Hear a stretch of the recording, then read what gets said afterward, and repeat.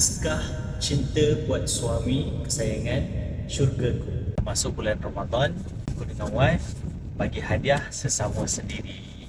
So ini adalah hadiah yang aku dan wife beli untuk pasangan masing-masing. Kalau korang nak dapatkan juga Al-Quran yang macam ni, boleh tulis nama menggunakan material baldu dan ada ribbon macam ni, korang boleh dapatkan dekat beg kuning.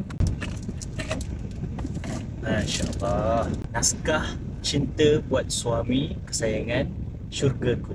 Muhammad Khalid bin Nasir. Terima kasih sayang. Ini adalah Al-Quran terjemahan. Ini adalah penanda Al-Quran. Boleh sambung baca Al-Quran dekat tempat yang kita last baca. So sepanjang bulan Ramadan ni kami target nak habiskan 30 juz Al-Quran dan doakan kami ya.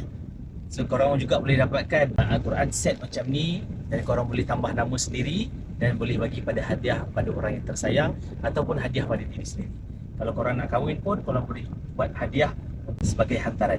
So material baldu cantik, yang aku punya warna hitam dan wife aku punya warna cream gold.